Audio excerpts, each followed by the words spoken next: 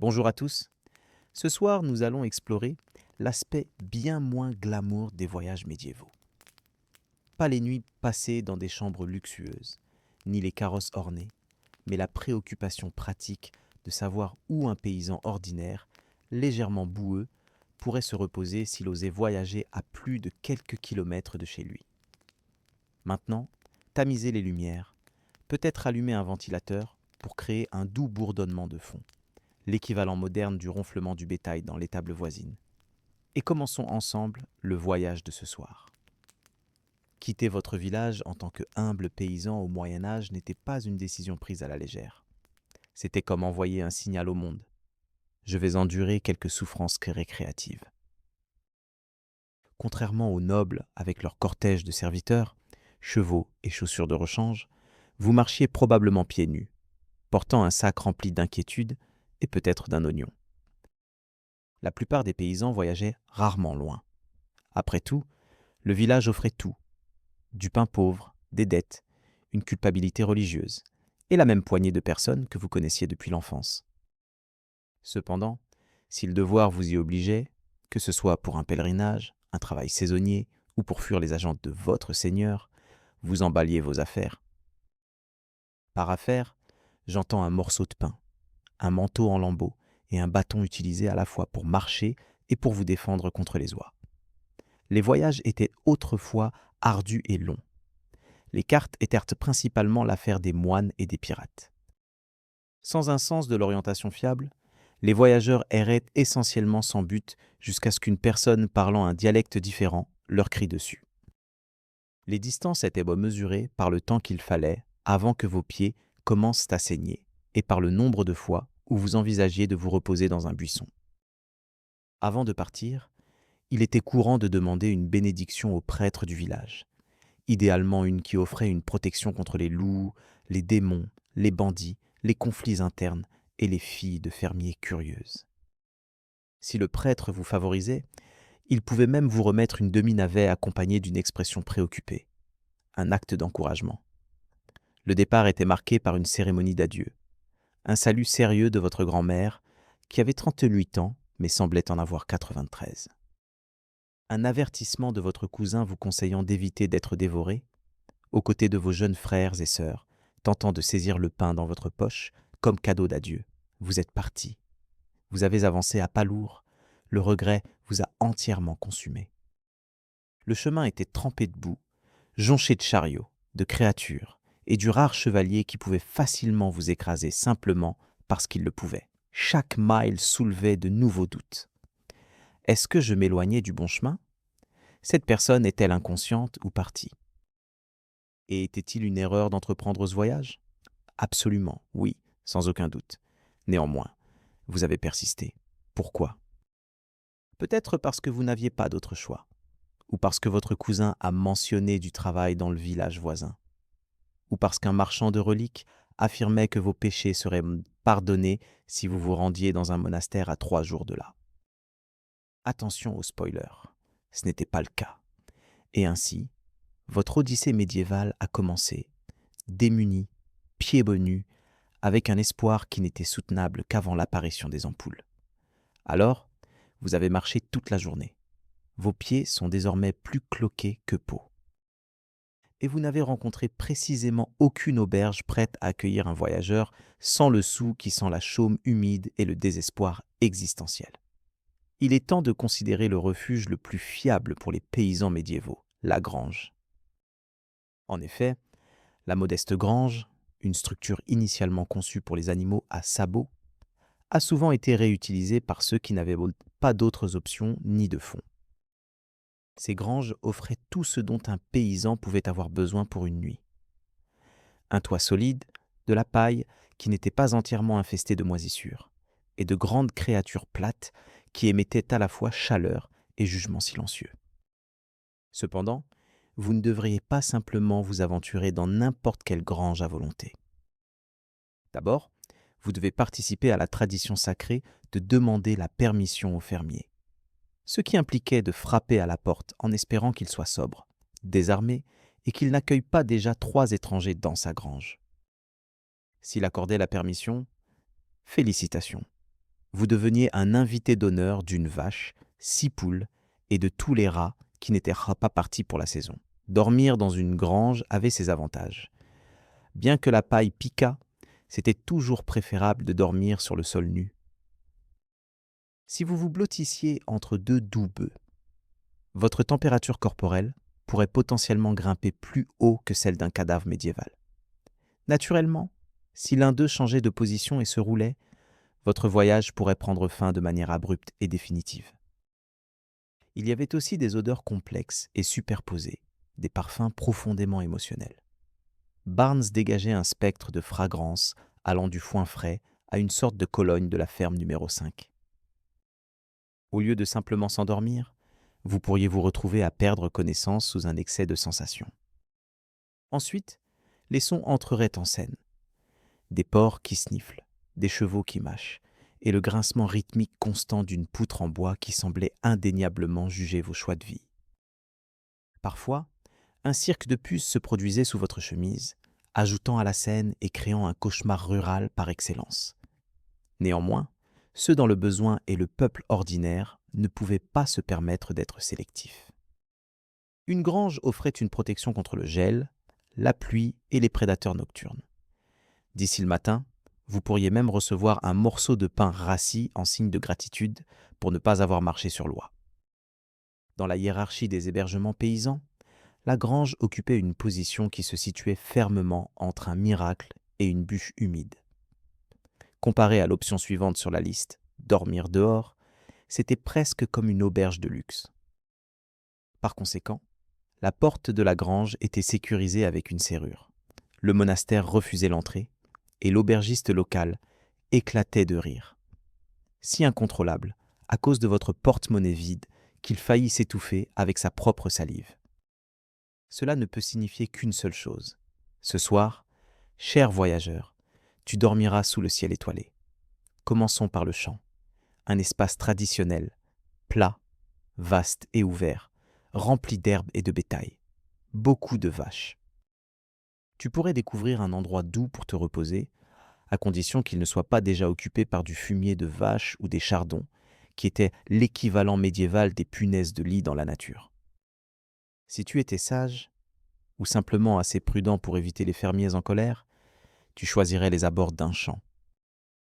De cette façon, tu réduisais la probabilité d'être piétiné par du bétail ou chassé par un homme nommé Godric, qui pourrait brandir une fourche et nourrir des vendettas personnels.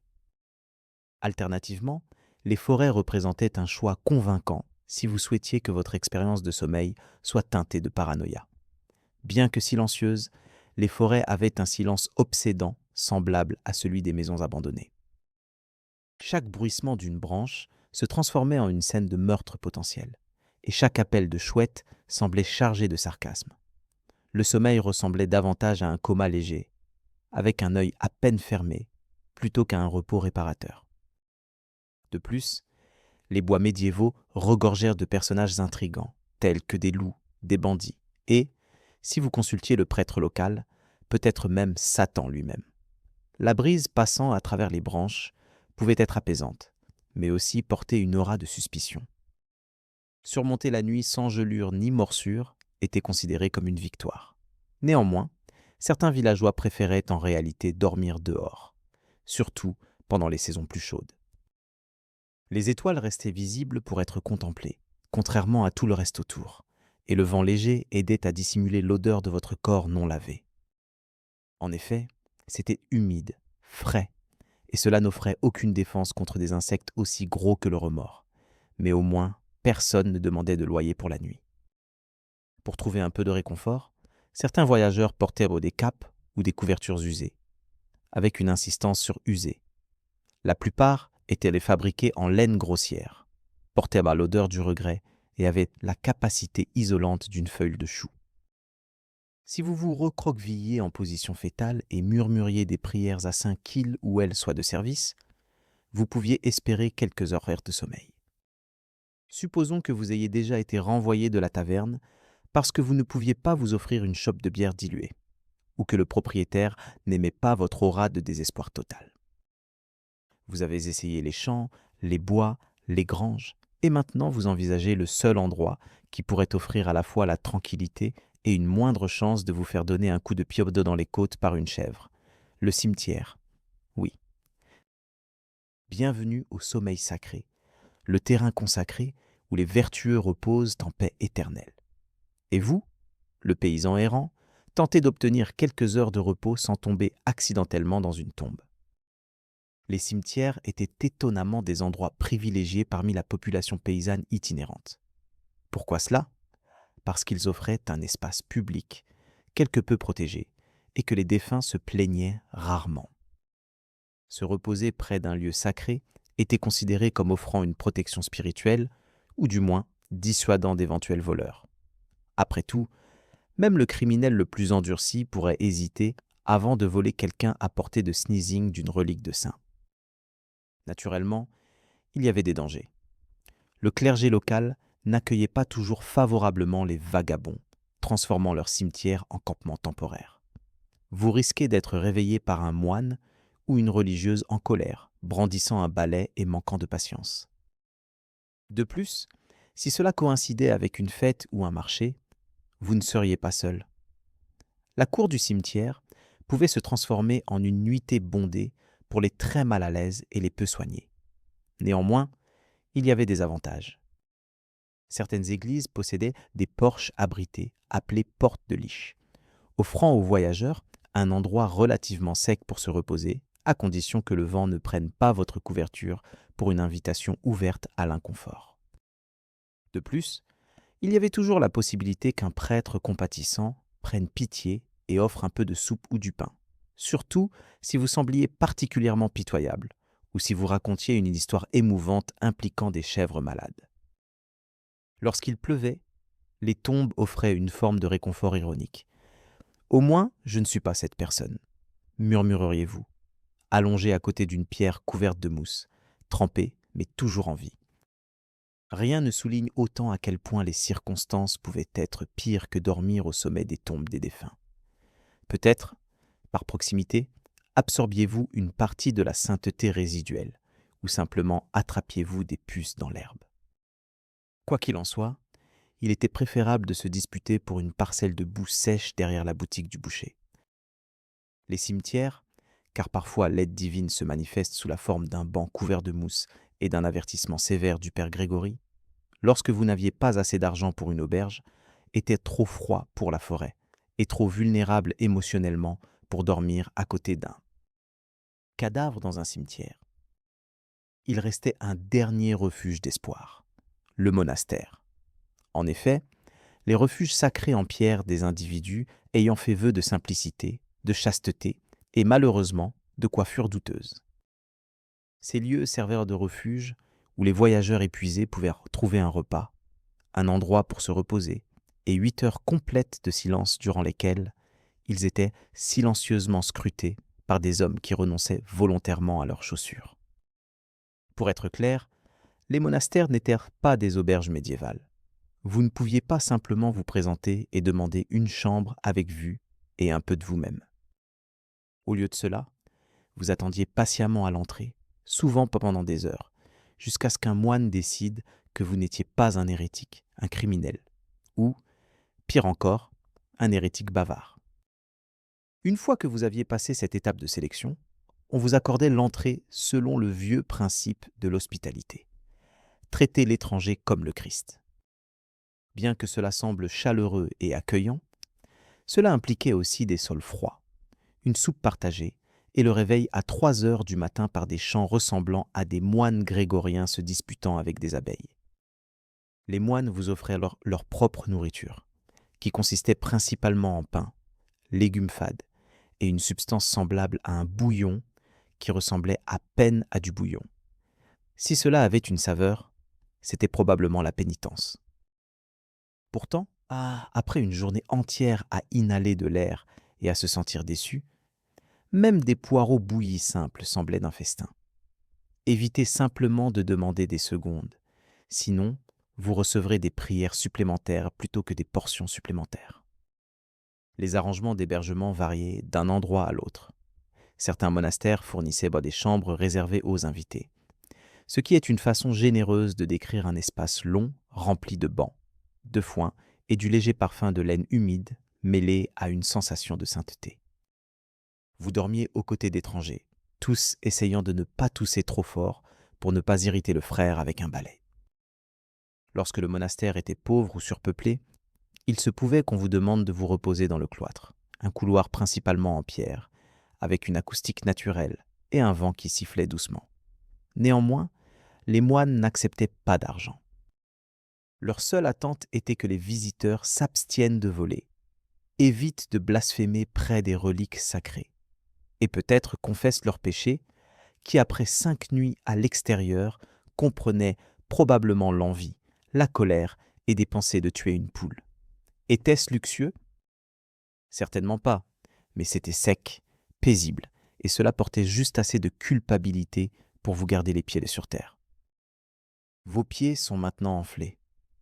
Vos chaussures ont rendu l'âme 2 villages plus loin, et la chouette effraie avec laquelle vous avez tenté de partager un arbre la nuit dernière a failli vous arracher le nez. Bienvenue dans le véritable Airbnb médiéval, la chapelle de bord de route.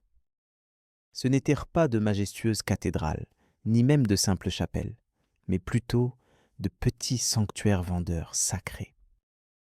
De minuscules constructions en pierre ou en bois, parfois abritant une statue de la Vierge Marie, un saint local ou un fragment de ce que quelqu'un prétendait être une partie des funérailles d'un martyr. Placés au carrefour ou le long des chemins de pèlerinage, ils remplissaient 2 fonctions principales: évoquer la révérence et offrir juste assez d'abri pour une courte pause sans se faire mouiller. Pour les voyageurs pauvres, ces sanctuaires devenaient des refuges sacrés. Si la chance était de votre côté, le surplomb était assez grand pour s'y asseoir. Encore mieux si vous pouviez vous recroqueviller avec les genoux ramenés contre vous, en faisant semblant que la pierre humide était un lit. Bien que ces sanctuaires ne fournissaient ni nourriture, ni couchage, ni installation sanitaire, ils offraient une marchandise inestimable, une dénégation plausible. Si quelqu'un vous découvrait en train de ronfler au pied de Sainte Mildred, vous pouviez toujours justifier cela en affirmant que vous priez à voix haute dans votre sommeil. Naturellement, tous les sanctuaires n'accueillaient pas les voyageurs errants cherchant un abri gratuit. Certains étaient soigneusement entretenus par des villageois locaux qui désapprouvaient vos empreintes de boue, gâchant leur harmonie visuelle, tandis que d'autres étaient si isolés que même les écureuils avaient oublié leur existence. Pour un voyageur fatigué, cette solitude ressemblait presque à un hébergement 5 étoiles.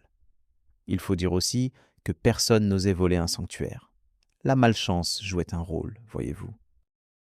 Alors que des bandits risqueraient leur âme pour une bourse de marchand, ils s'arrêtaient devant l'idée de voler un sanctuaire arborant une icône peinte de Saint Jérôme aux yeux laser et au sourire passif-agressif. Il y avait aussi un élément spirituel en jeu. Dormir à côté d'un sanctuaire évoquait souvent une subtile sensation de réconfort moral, comme si le saint intervenait personnellement si une créature tentait de vous faire du mal. Naturellement, cette assurance n'était pas absolue. Saint Hubert pouvait vous protéger contre les loups-garous, mais probablement pas contre les tranchoux ou les écureuils agressifs. Pourtant, malgré le froid, les pierres rugueuses et le léger parfum de sainteté humide, les sanctuaires en bord de route continuaient d'être un refuge privilégié. Pas parce qu'ils offraient du confort, mais parce qu'ils étaient au moins pas pires que les autres options. Après la 7e ampoule, la 15e, quand il n'y avait plus de place, il fallait simplement partir. Et quand un âne avec des problèmes de limite t'a chassé d'une grange pour la 3e fois, tu as commencé à rêvasser d'un vrai lit, ou au moins d'un toit au-dessus de ta tête ou d'un peu de soupe chaude. C'est à ce moment-là que la lumière chaude et vacillante d'une fenêtre de taverne a commencé à ressembler moins à un simple bâtiment et plus à une vision divine, avec un soupçon d'haleine de bière. Les tavernes et auberges sont devenues l'équivalent médiéval des stations-service. Des boissons abordables, une compagnie douteuse et assez de chaleur corporelle à l'intérieur pour embuer les fenêtres de regrets collectifs. Cependant, pour le fermier itinérant, ces auberges représentaient aussi certains des rares espaces couverts où l'on n'avait pas besoin de feindre la piété ou de faire semblant d'être un moine. Clarifions un point. L'entrée n'était pas ouverte à n'importe qui cherchant du repos. Si vous aviez des pièces, on vous laissait entrer. Sans argent, la porte émettait un crissement satisfaisant en se fermant devant votre visage. La principale attraction, c'était l'alcool. Qu'il s'agisse de bière, de hydromel ou de toute boisson locale que la fermentation pouvait produire, c'était toujours disponible. Nombreux étaient enfin les paysans à commander une seule chope qu'ils sirotaient lentement pendant des heures, espérant ne pas être invités à partir. Parfois, des aubergistes plus généreux permettaient aux voyageurs fatigués de se reposer près du feu contre le prix d'une boisson et d'une histoire.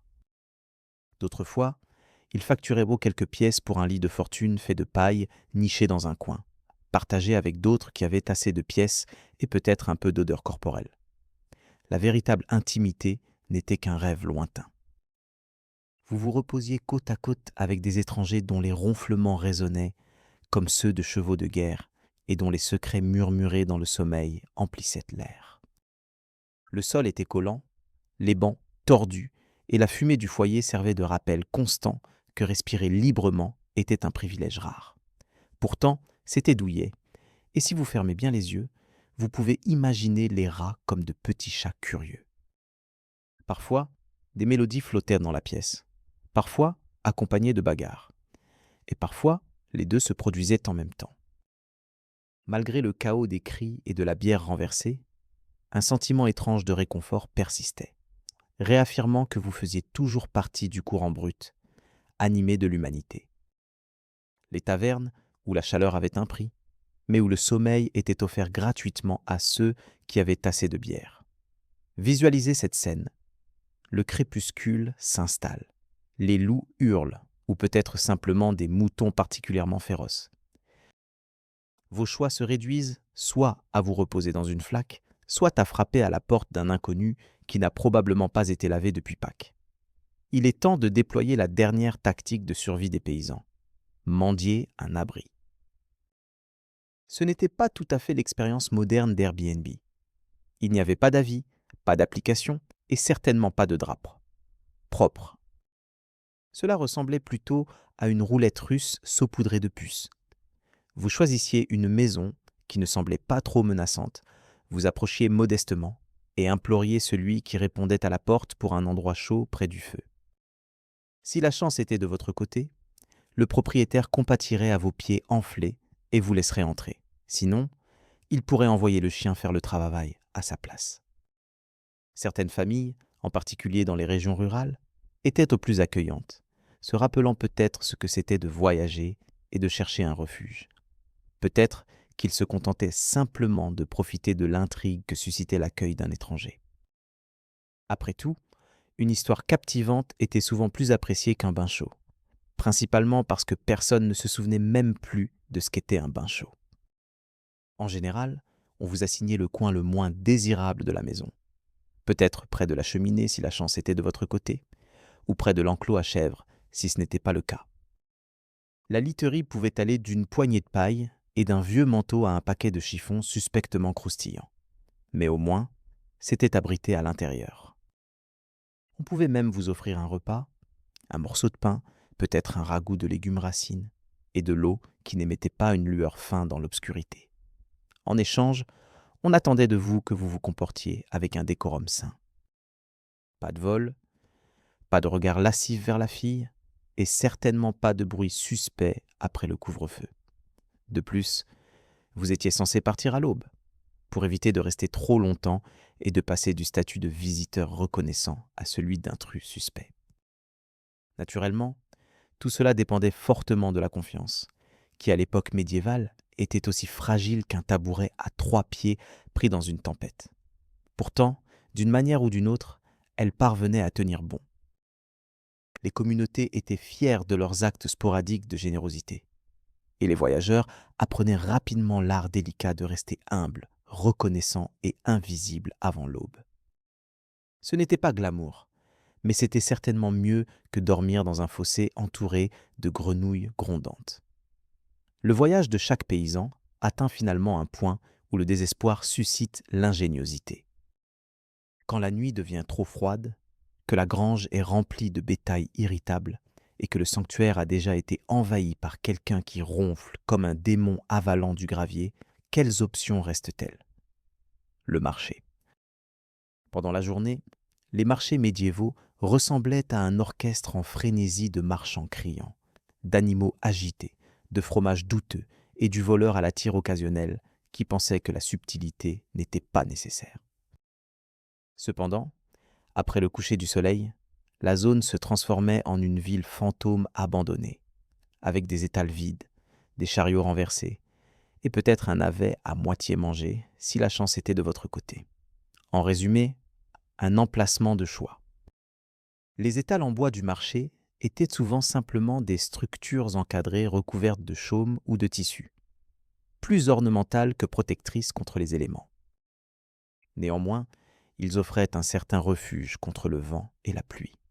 Et si vous ne vous souciez pas de l'arôme d'oignons et de poissons en décomposition, et honnêtement, si vous étiez un paysan médiéval, vous ne vous en soucieriez probablement pas, ces abris étaient suffisamment confortables. Pour une nuit de repos. Il suffisait de trouver un endroit derrière le comptoir, de se pelotonner dans le sac que vous utilisiez comme manteau, et d'essayer de ne pas laisser vos rêves dériver vers des viandes rôties. Il y avait aussi un avantage stratégique à dormir là-bas. Les marchés se situaient généralement au cœur de la ville, près des routes, des églises, des tavernes, et parfois, si la ville était huppée, d'une latrine publique qui ne dégageait qu'une odeur à peine infernale. Se reposer dans un tel endroit signifiait que vous pouviez vous lever tôt avec le soleil, partir avant l'arrivée des poissonniers qui secouaient leurs tranches de truite comme des instruments de discipline. Naturellement, il y avait des dangers. Certaines villes employaient des veilleurs de nuit qui n'étaient pas contents des séjours nocturnes non autorisés. Si vous vous faisiez prendre, vous risquiez une réprimande, d'être réveillé de force, ou pire, d'être obligé de vous justifier avec des phrases complètes. De plus, il y avait les animaux, chiens errants, rats opportunistes et oies. Ne sous-estimez jamais la férocité des ouats médiévales. Elles étaient bruyantes, territoriales et portèrent rancune à tout ce qui bougeait. Néanmoins, il était préférable de rester à l'abri dans la boue. Et parfois, des vendeurs laissaient derrière des restes ou du pain rassis, trop dur pour les clients, mais tout à fait adapté à quelqu'un qui n'avait pas mâché quelque chose de solide depuis mardi. Les étals du marché n'étaient pas conçus pour le confort, mais ils faisaient leur travail. La plupart étaient beaux, secs, et surtout, ils ne posaient pas de questions. À l'époque médiévale, une forme de voyage offrait une probabilité légèrement plus élevée de dormir à l'intérieur. Le pèlerinage. Imaginez partir pour Canterbury, Saint-Jacques-de-Compostelle ou un sanctuaire obscur dédié à l'os du coude d'un saint, perdu au milieu de nulle part. Félicitations. Vous venez d'accéder au seul programme de fidélité pour les voyages médiévaux. Les auberges de pèlerins, aussi appelées hospitia, zénodokia, ou simplement ces établissements qui empestaient le bois de santal et les pieds, servèrent de maisons d'hôtes religieuses exclusivement pour les voyageurs dévots. Gérés par des moines, des religieuses ou des habitants locaux cherchant à obtenir la faveur du ciel, ces hébergements offraient un refuge, un bouillon nourrissant et la rassurante assurance d'éviter une fin macabre dans un fossé. Tout ce qu'il fallait, c'était un badge de pèlerin, une insigne ou un jeton confirmant que votre voyage était au service de Jésus plutôt que simplement pour fuir votre propriétaire. De tels badges fonctionnaient comme l'équivalent médiéval d'un laissez-passer VIP.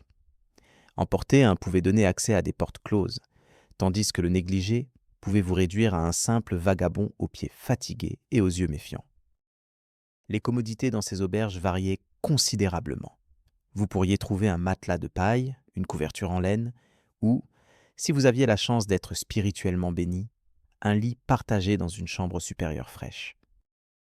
Des draps propres, des quartiers agréablement privés, voilà des privilèges réservés aux nobles et aux hérétiques.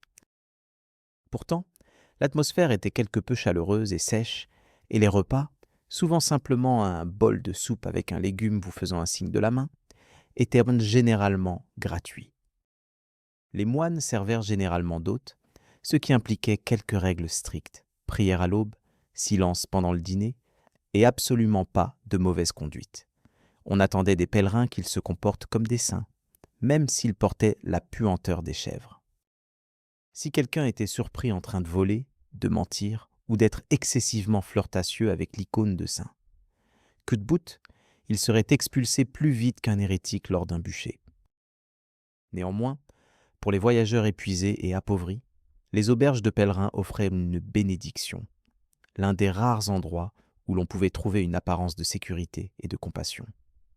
Ces lieux servaient de petits sanctuaires au milieu des tournants chaotiques de la vie médiévale. Le point principal, si vos pieds vous faisaient mal, que vous viviez un trouble spirituel et que vous aviez une histoire convaincante à propos d'une vision impliquant la Vierge Marie et 3 oies, vous pouviez trouver un peu de paix, du moins pour une seule nuit. Ah, le domaine noble médiéval, un endroit orné de tapisseries exquises, de signes rôtis, de complots courtois et d'un jardin arrière rempli de paysans tentant de dormir tranquillement à côté de la pile de fumier.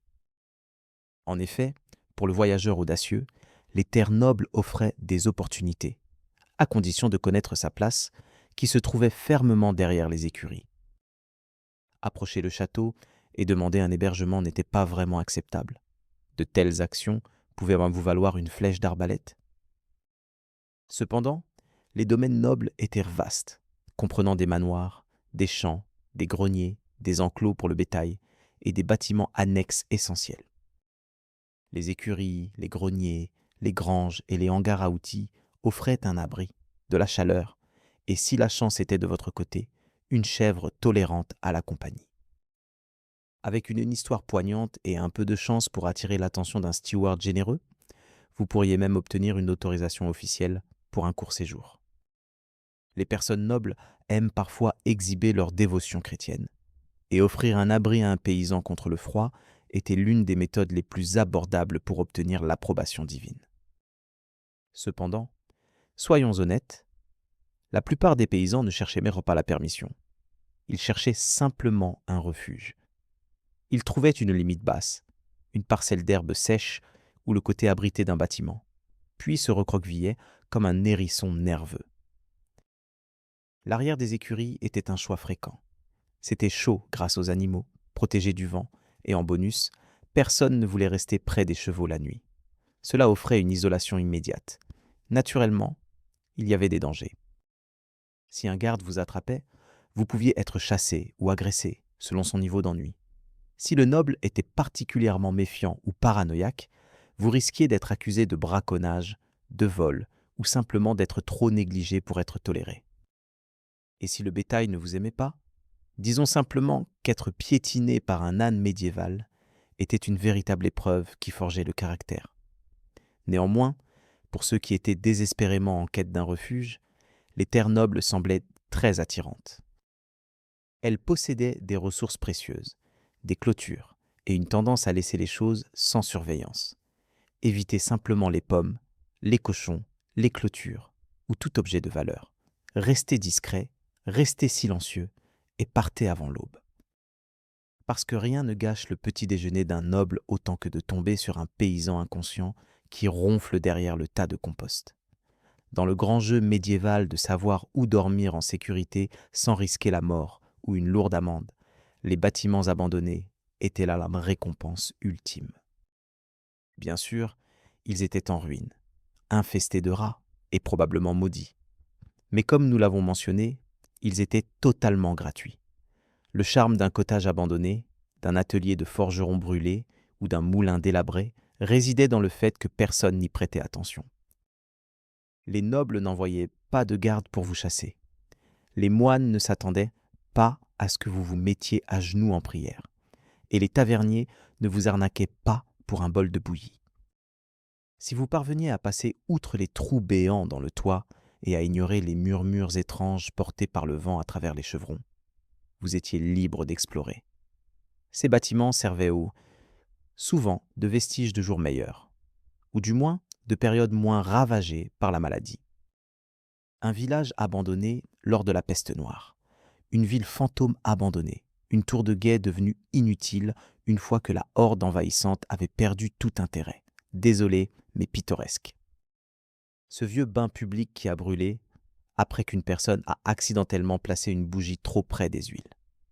Il dégageait une odeur inhabituelle, mais après tout, ce n'était en fait que 4 murs entourant 4 autres murs. Les paysans n'en doutèrent pas. Ils ne virent qu'un toit, au mieux partiel, une porte qui était facultative, et un peu d'espace au sol. Infesté de rats, mais offrant encore de la place pour se tenir debout. Tu as enfoncé un peu de paille dans un coin. Peut-être utiliser ton sac comme un oreiller de fortune, et espérer que l'esprit du paysan qui y était mort auparavant serait bienveillant. Naturellement, les superstitions médiévales ne facilitèrent pas les choses. Tout le monde croyait que les endroits abandonnés étaient hantés. C'est pourquoi ils étaient laissés vides. Les sons de lamentation, clairement un fantôme, courant d'air froid, apparition, chèvre étrange regardant par la fenêtre à 3 heures du matin. Probablement un esprit, mais probablement juste une chèvre. Très probablement. Pourtant, si vous étiez pauvre et en déplacement, des structures abandonnées offrirent souvent un refuge plus sûr que de dormir à l'extérieur. Elles vous protégeaient de la pluie, du vent, des loups et pire encore, des autres personnes, et contenaient parfois des outils laissés derrière. Un peu de grains résiduels ou du bois de chauffage abandonné par un occupant précédent qui avait trouvé un meilleur refuge ou qui avait été dévoré par l'esprit de la cheminée. Vous ne vous vanteriez pas de rester dans de tels endroits. Vous ne feriez pas de contact visuel avec eux pendant la journée. Mais quand la nuit arrivait et que vous aviez froid, seul et à un cheville douloureuse de vous effondrer, un Orvel abandonné semblait une bénédiction des dieux, ou du moins de quelqu'un qui ne reviendrait pas. Dans le tissu complexe de l'existence médiévale, tissé de faim, de maladies et de villageois lançant des pots de chambre par les fenêtres, apparaissait parfois, croyez-le ou non, un étranger bienveillant. Pas fréquemment, bien sûr, mais sporadiquement, un humble voyageur trouvait la fortune et rencontrait quelqu'un qui ne le considérait pas instantanément comme une vermine déguisée en humain. Ces personnes rares se manifestaient sous diverses formes. Une veuve âgée qui se souvenait de ce que c'était que de vivre dans la pauvreté. Un fermier fatigué avec un morceau de pain supplémentaire et une grange à moitié réparée. Ou un commerçant dévot qui croyait sincèrement que Matthieu 25-35 était plus qu'une simple décoration en latin. Pour une raison ou une autre, il percevait un étranger et, levant un sourcil, déclarait « D'accord, tu peux dormir près du cochon, dors ». Personne n'attendait de literie luxueuse ni une oie rôtie. Mais un toit au-dessus de la tête, un feu et quelque chose de vaguement comestible. De si simples gestes étaient considérés comme un miracle médiéval. En échange, le paysan offrait généralement de couper du bois de chauffage, d'aller chercher de l'eau ou de faire semblant de comprendre les plaintes de l'hôte concernant le collecteur d'impôts. Naturellement, tous les étrangers bienveillants n'étaient pas motivés uniquement par l'altruisme. Parfois, la bonté était accompagnée d'un service. Garder les enfants, repousser les loups ou aider à réparer une brouette qui n'avait reçu de maintenance depuis les croisades. Néanmoins, c'était un échange raisonnable comparé à la menace d'être volé par des bandits ou attaqué par des chiens sauvages. Le risque, bien sûr, était que tous les étrangers à l'air amical ne soient pas dignes de confiance. Il y avait des arnaques, des dangers cachés et parfois des aubergistes qui vous laissaient reposer dans leur refuge pour oublier de mentionner le problème des poux jusqu'à ce que vous ayez déjà commencé à vous gratter. Cependant, ces dangers faisaient simplement partie du voyage sur la route. Les rumeurs et le bouche à oreille s'avéraient utiles. Les villageois partageaient les noms de personnes dignes de confiance. Le vieux martyr près de la rivière. Frère Anelme, à 2 vallées de là. Ce berger étrange, au tempérament doux envers les voyageurs comme envers les moutons. Ces gens n'étaient pas des ennemis. Ils étaient de faibles échos d'espoir dispersés à travers le paysage comme des miettes de pain éparpillées. En effet, parfois, le voyageur désespéré rencontrait un feu, un bol de ragoût copieux et un sourire sincère qui ne semblait pas suspect. Dans un monde où la confiance était aussi rare que du pain frais en février, de tels moments avaient une importance immense. Cependant, il faut faire attention à ne pas trop s'imposer. Même la gentillesse avait ses limites. Clarifions une chose immédiatement. Lorsque nous évoquons de pauvres paysans dormant à côté des animaux, il ne s'agit pas d'une relation romantique.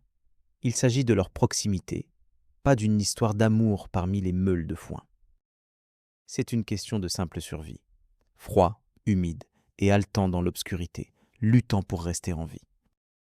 Lorsque l'hiver arrivait et que la seule barrière contre l'hypothermie était un cochon nommé Margerie, ils se blottissaient l'un contre l'autre, essayant de ne pas se concentrer sur l'odeur. Les animaux servaient de chauffage central à la manière médiévale. Vaches, moutons, chèvres et cochons émettaient une chaleur comparable à de grands radiateurs haletants, qui tentèrent parfois d'engloutir votre couchage. Dans de nombreuses maisons paysannes, surtout celles assez modestes pour accueillir du bétail, la distinction entre espace de vie et étable était peu marquée. Le cochon occupait un coin, vous en revendiquiez un autre, et la poule se promenait librement parce que personne n'avait l'énergie de l'arrêter. Sur la route aussi, les conditions étaient similaires. Se reposer près d'une charrette à bœufs offrait une protection contre le vent et la chaleur de 900 kg de corps d'animaux robustes. Trouver une ferme à proximité et se faire inviter dans la grange était considéré comme un luxe comparé à dormir sous un arbre avec une chaussette mouillée et une rancune persistante. Même un abri de chèvre vanté était préférable à trembler seul dans les bois. À moins que la chèvre ne soit possessivement territoriale. Certaines l'étaient certainement. Cette leçon a été apprise à la dure. Bien sûr, il y avait des inconvénients. Poux, puces, odeurs douteuses, bruit nocturne qui vous faisait de remettre en question vos choix de vie. Mais dans l'économie paysanne de l'abri, les mendiants ne pouvaient pas se permettre d'être difficiles. Et si vous parveniez à éviter d'envahir l'espace personnel de la vache et de vous faire donner un coup de pied dans la semaine suivante, cela s'avérait être une tactique de survie étonnamment efficace. Parfois, vous nouiez même des liens avec les animaux. Cette brebis qui ne piétinait pas votre pied devenait votre nouvelle meilleure amie. L'âne qui ne mordait pas lorsque vous vous appuyiez dessus pour vous réchauffer était pratiquement de la famille. Le cochon qui a reniflé ton ronflement mais t'a permis de rester était un vrai saint. Dormir aux côtés des animaux n'était pas simplement une pratique courante. C'était un choix sage et pragmatique, souvent plus fiable que de compter sur d'autres humains. Les créatures ne scrutaient pas ta cape préparée, ne posaient pas de questions intrusives, ni ne réclamaient des pièces que tu n'avais pas. Elles existaient simplement, reniflant et fournissant de la chaleur, ce qui en faisait, à bien des égards, des compagnons idéaux dans le monde médiéval. Ainsi tu as tenu bon, traversant des terrains boueux, reposant à côté de chèvres, implorant des miettes de pain auprès d'étrangers, étant éclaboussé par des moines, et peut-être évitant le vol chaque nuit. Bien joué. Maintenant, tu fais face à la tâche de répéter l'épreuve en sens inverse.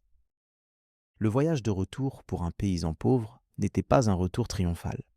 Il ressemblait à une redite de tes propres mauvais choix, seulement un peu plus déshydraté et portant 30% de poux en plus. Tu n'étais pas simplement épuisé. Tu te sentais vidé à tous les niveaux, spirituellement, émotionnellement et physiquement, comme une vessie de vin écrasée sous le sabot d'un mulet. Pourtant, d'une certaine manière, tu avais acquis de la sagesse. Pas le genre de sagesse qui vient en lisant Cicéron au coin du feu, parmi la noblesse. Non, la tienne était la sagesse paysanne. Tu savais dans quelle grange stockait du foin doux, quel calvaire en bord de route manquait de l'odeur d'urine de chèvre, et dans quelle taverne les aubergistes ne diluaient pas excessivement la bière. Tu possédais même une carte mentale des chiens susceptibles de mordre et de ceux qui se contentèrent d'aboyer. Tes attentes avaient aussi changé. Autrefois, tu étais assez plein d'espoir pour croire que quelqu'un pourrait te donner un endroit où dormir. Maintenant, tu regardais un fossé sec et te demandais « Luxe ?» Ce morceau de pain humide que tu as échangé contre ta dernière cuillère en bois est la meilleure affaire que j'ai conclue cette semaine. Et ce moine qui t'a offert un bol de soupe avec une demi-heure de sermon sur le péché, au moins, c'était chaud. Peut-être l'aspect le plus douloureux était la certitude que personne chez toi ne croirait un seul mot de tout cela. Bien sûr, il prétendrait que vous avez dormi dans un cimetière, manger de la soupe de betteraves avec des moines, et éviter une épidémie de peste en vous cachant sous une charrette cassée. Bien sûr. Mais au fond de votre cœur, infesté de poux, blêmi et couvert de cloques, vous saviez que vous aviez vécu le voyage médiéval. Vous aviez affronté la faim, les températures glaciales et les silences inconfortables avec des ânes. Vous aviez survécu à la loterie de l'hospitalité médiévale, et vous viviez pour raconter cette histoire. Bien que vous ayez peut-être préféré attendre après un bain, le voyage vous avait transformé. Votre tunique était déchirée, votre dignité quelque peu diminuée, et vos pieds, mieux vaut ne pas en parler. Pourtant, votre perspective s'était élargie. Vous aviez compris la bonté des étrangers, la praticité des chèvres, et le renouveau spirituel trouvé en dormant dans des endroits que vous juriez ne jamais mentionner à nouveau. Vous êtes parti en tant que roturier. Vous êtes toujours revenu en tant que roturier, mais désormais avec des histoires à raconter. Et cela compte pour quelque chose. À Tudor, en Angleterre, la mode n'a jamais été simplement une question de tissus cousus ensemble. Elle servait de déclaration audacieuse, d'accord social affiché sur le corps. Chaque robe grossière ou ornée de bijoux, chaque manche délibérément choisie, était une phrase dans la conversation continue sur la richesse, l'influence et le statut social. Les vêtements communiquaient plus que les mots ne pourraient jamais le faire, et s'habiller était une forme d'expression. L'époque Tudor se caractérisait par une société où l'apparence extérieure revêtait une grande importance, et la monarchie, désireuse de maintenir l'ordre social, veillait à ce que la mode devienne une forme d'expression fortement réglementée. Cette réglementation était appliquée par le biais des lois sumptuaires, notoirement célèbres, qui spécifiaient explicitement quels vêtements étaient permis pour chaque classe sociale. Ces règles n'étaient pas de simples recommandations, mais des mandats légalement contraignants. Par exemple, le velours était exclusivement réservé à l'aristocratie. Tout marchand commun, tentant de porter un tel tissu opulent, risquait des amendes ou une disgrâce publique. L'utilisation de la teinture pourpre, une substance rare et coûteuse, était strictement réservée à la royauté, tandis que la broderie en or signifiait les plus hautes sphères de la société. Même les types de fourrure étaient reclassés, les nobles portant du mant et du zibeline, alors que les classes inférieures ne pouvaient porter que de la fourrure de lapin ou de renard. Le style d'une manche ou l'éclat d'un bijou pouvait immédiatement révéler si quelqu'un agissait selon son rang social ou tentait de paraître plus important. Pour les Tudors, les vêtements servaient aussi de symbole d'allégeance.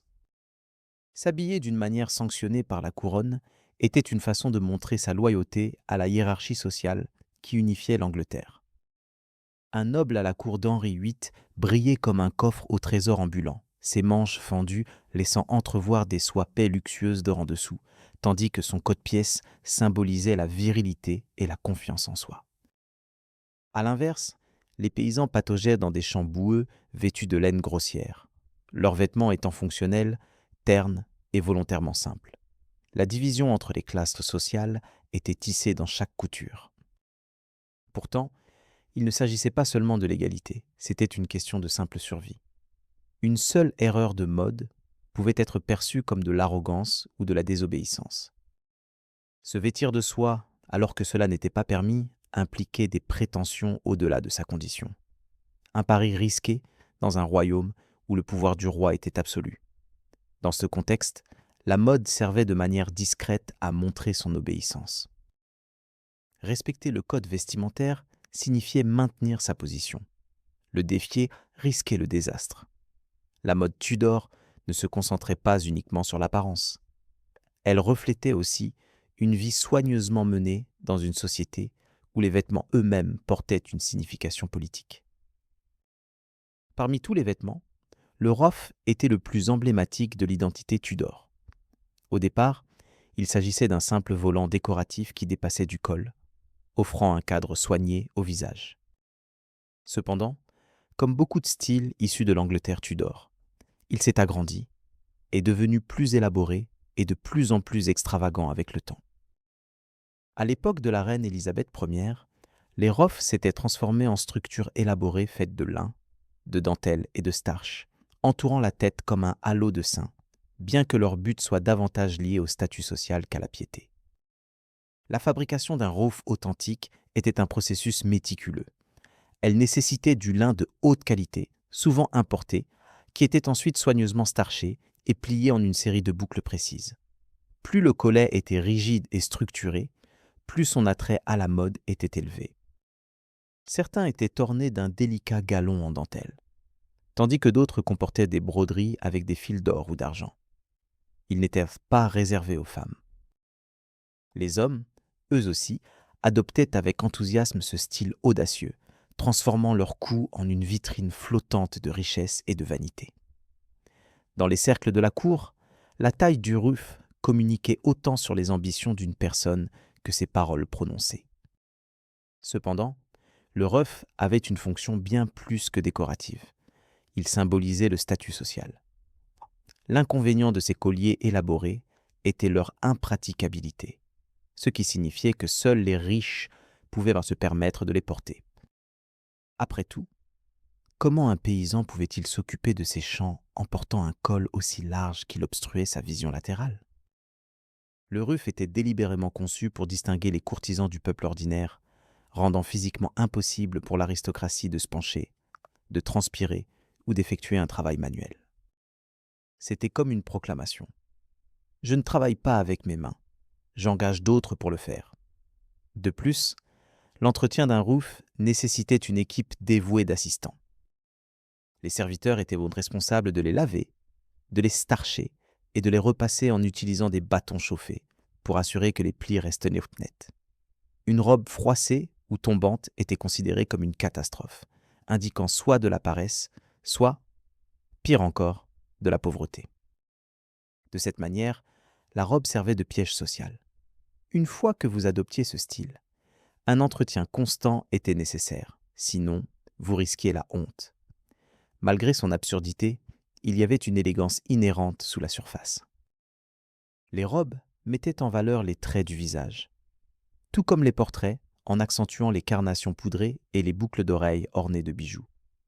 Elles incarnaient la préoccupation Tudor pour l'ordre et l'apparat. Chaque pli était uniforme, chaque pliage soigneusement élaboré.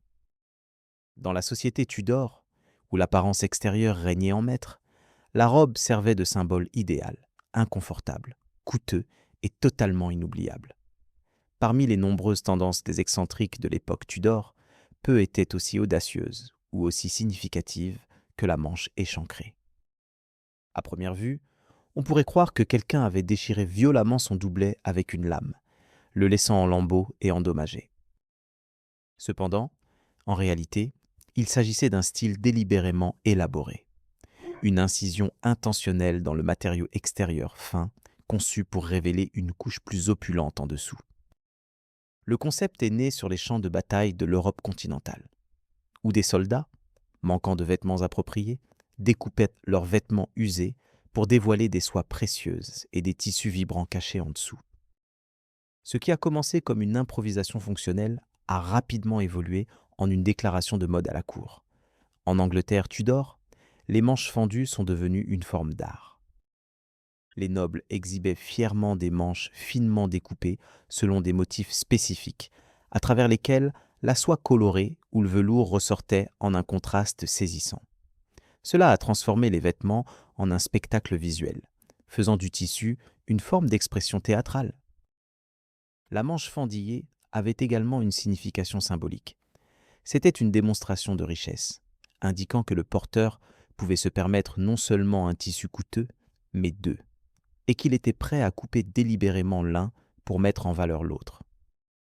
Dans une société profondément obsédée par le rang social, le simple acte de déchirer un tissu précieux pour faire une déclaration représentait la manifestation ultime du luxe. Une telle extravagance n'était accessible qu'à la classe élitiste. Naturellement, les lois somptuaires régulaient à nouveau qui pouvait pratiquer cette découpe et quels matériaux étaient permis à exhiber. Un roturier tentant d'imiter cette mode pourrait rapidement faire face à des amendes ou, plus probablement, au ridicule en tant que fraudeur. Pour les femmes, la pratique de la déchirure était tout aussi complexe. Les robes étaient délibérément coupées aux manches ou au corsage, révélant des couches contrastées de sous-vêtements. Lorsqu'elles étaient associées à de la broderie, des pierres précieuses et des rubans flottants, la tenue d'une femme se transformait en une mosaïque à plusieurs couches de couleurs et de textures, destinée à captiver le regard. Le style était à la fois ludique et imposant, permettant à la portante de diriger l'attention délibérément. Les parties de la robe exposées et celles maintenues cachées servaient de forme de séduction subtile. Cependant, la praticité était presque entièrement sacrifiée dans le processus. Les vêtements déchirés s'accrochaient facilement aux objets, nécessitant des réparations fréquentes et l'expertise d'un tailleur habile pour arranger correctement les couchettes en dessous. Cependant, la fonctionnalité n'a jamais été la principale préoccupation. La robe Tuda était conçue pour déclarer « Ma richesse est suffisamment grande pour porter quelque chose d'impraticable ». La mode embrassait intentionnellement l'inconfort et la difficulté, car le confort était considéré comme le domaine de la classe ouvrière. Le rôle du courtisan était d'impressionner les autres, non de travailler. Les manches fendues, par conséquent, servaient à plus qu'un simple but décoratif. Elles symbolisaient l'essence de la vie à Tuda, une période caractérisée par un éclat superficiel, des expositions méticuleusement orchestrées, et la tension constante entre ce qui était montré ouvertement et ce qui était dissimulé. Si le cadre robuste mettait en valeur le visage, et si les manches fendues jouaient avec l'intrigue visuelle, alors la robe ornée de bijoux incarnait toute l'harmonie de la prospérité de Tuda en pleine vue. Ces vêtements dépassaient la simple fonction de vêtements. Ils fonctionnaient comme des trésors mobiles, chargés de pierres précieuses, de perles, de broderies et de métaux précieux tissés directement dans le tissu. Pour les femmes de la cour de Tuda, en particulier les reines et les nobles, une robe était moins une question de confort qu'un moyen de faire une déclaration immédiate, signalant autorité, statut et faveur divine dès leur entrée dans une pièce. Considérez par exemple Anne Berlin, qui possédait une compréhension aiguë du langage véhiculé par les vêtements. Elle captivait Henri VIII avec ses robes inspirées du français, élaborées dans le détail et frappantes dans leur style. Sa fille, Élisabeth Ière, porta cette mode à des niveaux encore plus élevés. La reine vierge apparaissait souvent dans des robes ornées de tant de perles que les diplomates étrangers la décrivaient comme une apparition scintillante. Les perles, après tout, représentaient l'innocence, un message délibéré d'une monarque qui se présentait comme la jeune fille perpétuelle de l'Angleterre. Chaque bijou était une forme de propagande tissée non seulement dans ses vêtements, mais aussi dans l'esprit de tous ceux qui la regardaient. Cependant, l'opulence dépassait la simple symbolique. Elle servait également à afficher le pouvoir. Les robes ornées de joyaux étaient remarquablement coûteuses, nécessitant des tissus luxueux comme le velours ou la satin, ainsi que des broderies réalisées avec des fils d'or et d'argent. De grandes équipes de couturières, brodeuses et joailliers travaillaient ensemble pour produire chaque tenue. Certaines robes étaient si richement ornées que la personne qui les portait pouvait à peine bouger sans aide. Plutôt qu'un défaut, cette rigidité renforçait leur présence royale. Les reines et les femmes nobles se déplaçaient lentement et avec intention, non seulement par souci de formalité, mais parce que le poids de leur tenue l'exigeait. Ces vêtements mettaient également en évidence la séparation nette entre les classes sociales. Alors que l'aristocratie brillait comme des coffres au trésor vivant, les femmes du peuple portèrent des vêtements en laine ou en lin simple. La robe ornée de bijoux servait de symbole indiquant que la haute société évoluait à un niveau différent, décorée avec les matériaux les plus fins auxquels la majorité des gens n'auraient jamais accès. Comme dans tous les aspects de Tuda, il y avait des réglementations strictes. Certaines pierres précieuses et tissus étaient exclusivement réservées à la royauté et à la plus haute noblesse. Une noble de rang inférieur, qui s'habillait au-delà de sa position, risquait des accusations d'arrogance ou de démesure. Par conséquent, la robe ornée de bijoux n'était pas simplement une question de mode. Elle servait d'outil dans l'arsenal de la politique de Tuda, une illusion brillante d'autorité inébranlable. Lorsqu'Elisabeth apparaissait ornée de perles et de rubis, sa tenue était plus que de simples vêtements. C'était une proclamation de son incarnation de l'Angleterre elle-même, une monarque dont les vêtements témoignaient de la domination divine et terrestre. Peu d'articles vestimentaires dans l'histoire incarnent aussi bien le mélange particulier de bravoure, de vulnérabilité et de spectacle que le codpiece. À Tudor, en Angleterre, cette addition intrigante à la mode masculine s'est transformée en l'emblème ultime de la masculinité, de la richesse et franchement de la vulgarité. Ce qui était au départ une simple patte de tissu, conçue pour dissimuler l'ouverture entre les choses d'un homme, a rapidement évolué en quelque chose de bien plus élaboré. Une poche prononcée, souvent rembourrée et parfois décorée de bijoux qui plaçait l'aine de l'homme au centre de son vêtement. Le codpiece est apparu pour la première fois à la fin du XVe siècle, en réponse à des choses si étroites que la pudeur était compromise dans la région de l'aine. Une petite pièce triangulaire de tissu était ajoutée pour couvrir l'ouverture. Cependant, à mesure que la mode Tudor devenait plus audacieuse, cette couverture modeste s'élargit, se gonfla et prit du volume jusqu'à ne plus pouvoir être ignorée. Au moment du règne d'Henri VIII, les codepièces étaient devenus presque ridiculement grands. Certains étaient remplis de tissu, d'autres renforcés avec du fil de métal, et les plus flamboyants étaient ornés de broderies, de rubans ou même de pierres précieuses. Un roi ou un noble pouvait entrer à la cour, rayonnant de splendeur de la tête aux pieds, pour que tous les regards soient attirés par la protubérance rembourrée signalant sa masculinité. Pour Henri VIII, le codpiece revêtait une signification particulière. Dans ses jeunes années, il mettait en valeur son persona athlétique et viril.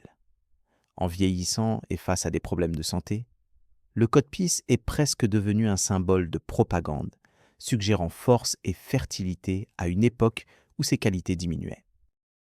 Il y avait même des murmures selon lesquels Henri utilisait son codpiece pour dissimuler des pansements médicaux, faisant de cette pièce une combinaison de nécessité et de bravade.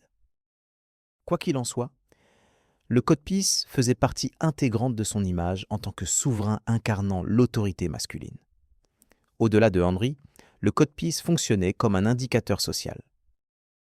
Un codpiece fortement rembourré et orné signifiait richesse et statut, montrant que l'on pouvait se permettre des vêtements sur mesure et le luxe de s'afficher ostentatoirement. Pour les soldats, le concept était étroitement lié aux notions de virilité et de bravoure. Dans les portraits, les chefs militaires posèrent souvent avec des codepièces aussi grands que leurs épées, brouillant la distinction entre force martiale et domination sexuelle. Cependant, comme beaucoup de tendances que de la mode Tudor, le codpiece finit par tomber en désuétude en raison de son ridicule. À la fin du règne de la reine Élisabeth Ier, il avait presque disparu, remplacé par des pourpoints et des culottes plus modestes.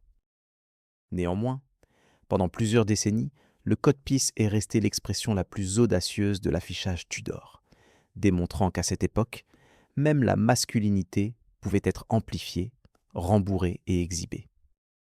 En Angleterre Tudor, la couleur n'était jamais simplement ornementale. Elle était le destin tissé dans le tissu. Chaque teinte véhiculait un message. Chaque nuance évoquait le rang social, l'allégeance ou la vertu. Les teintures qui infusaient la mode Tudor de vivacité étaient coûteuses, exigeaient beaucoup de travail et étaient souvent importées de terres lointaines. Porter une teinte spécifique servait de signal de sa position dans la hiérarchie sociale, et tenter d'arborer une couleur supérieure à son rang risquait de susciter le doute, le ridicule ou même des sanctions selon les réglementations somptuaires strictes. La teinte la plus recherchée de toutes était le violet, une couleur si coûteuse à produire qu'elle était presque exclusivement réservée à la royauté. Fabriquée à partir de teintures rares, importées de la Méditerranée, une seule once de teinture violette nécessitait des milliers de mollusques. Lorsque des monarques comme Henri VIII ou Élisabeth apparaissaient vêtus de violet, il ne s'agissait pas seulement d'une déclaration de mode.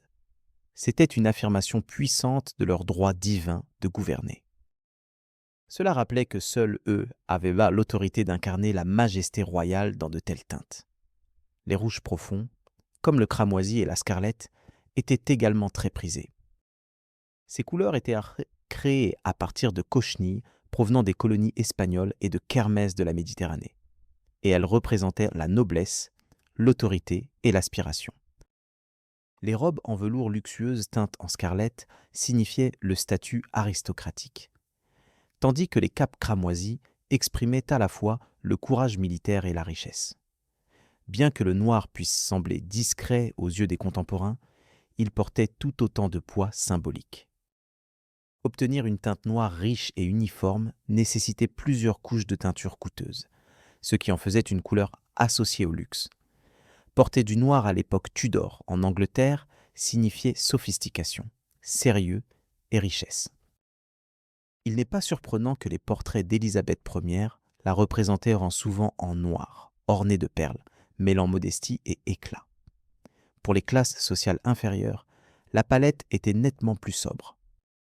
Des teintes comme le brun, le gris ou le vert terne, teintés avec des plantes locales peu coûteuses, telles que la pastel, étaient typiques pour la tenue quotidienne.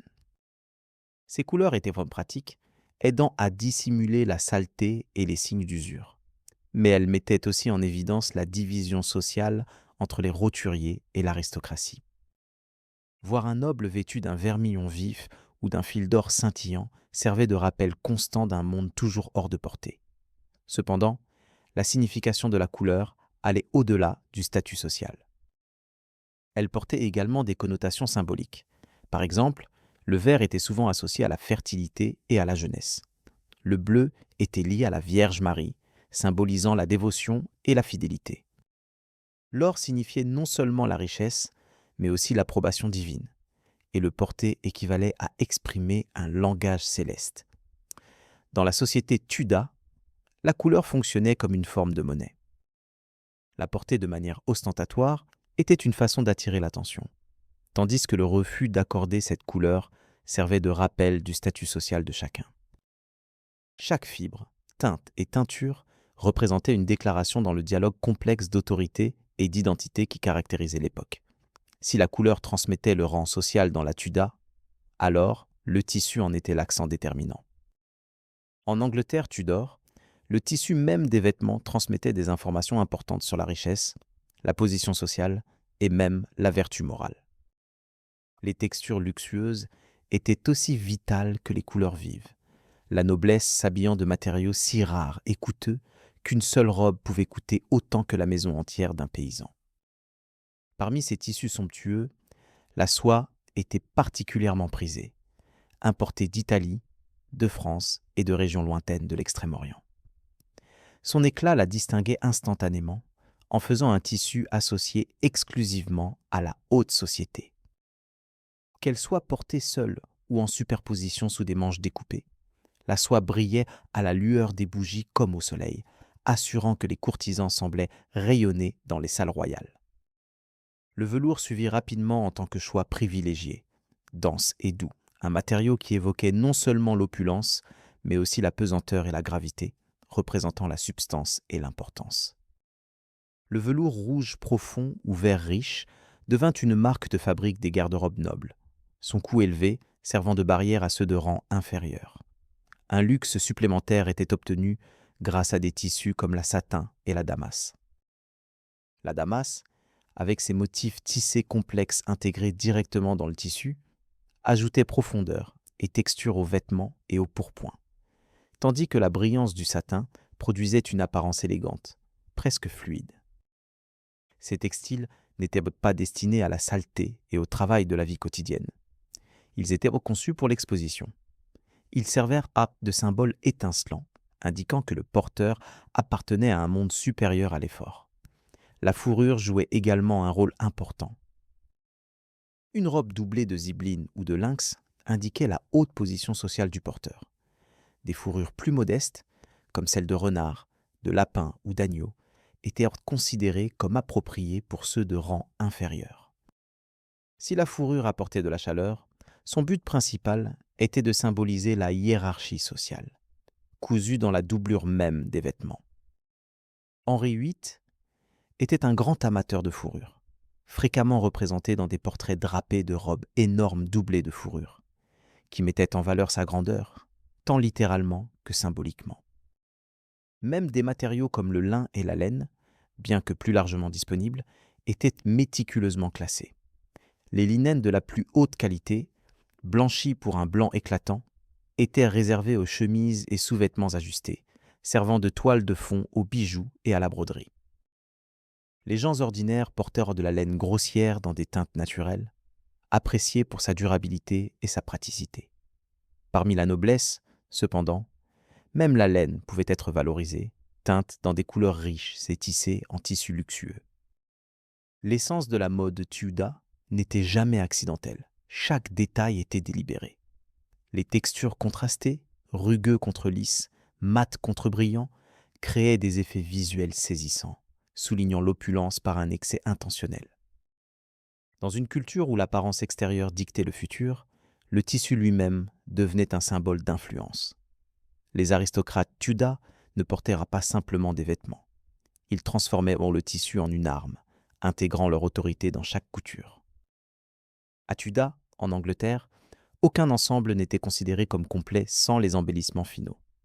Les accessoires n'étaient pas de simples accessoires de moindre importance. Ils constituèrent des expressions essentielles d'élégance, de richesse et d'identité personnelle. Un noble ou une noble entrant à la cour ne serait jamais considéré comme incomplet. Chaque chapeau, plume, pierres précieuses et fermoir de chaussures contribuaient à l'exposition élaborée du statut social. Les chapeaux avaient une signification particulière pour les hommes durant cette période. La coiffure typique, comme la casquette plate ou le bonnet souvent décoré de plumes et de broches ornées de pierres précieuses, était un spectacle courant lors des événements à la cour. Ces couvre-chefs variaient de design modeste à des styles très ornementés, reflétant le rang social de l'individu. Le roi Henri VIII était rarement vu sans un large chapeau bordé de fourrure, étincelant de pierres précieuses. Pour les femmes, les capes ou capuchons étaient l'accessoire préféré. Le capuchon français, popularisé par Anne Boleyn, encadrait le visage avec un bord arrondi, laissant entrevoir une mèche de cheveux en dessous. À l'inverse, le capuchon en forme de pignon, favorisé par Catherine d'Aragon, prenait une forme rigide et triangulaire, évoquant les toits en pente des maisons Tudor. Chaque choix de couvre-chef revêtait une signification à la fois politique et personnelle. Choisir un style de capuche, plutôt qu'un autre, indiquait l'allégeance à une faction ou à un mouvement de mode particulier.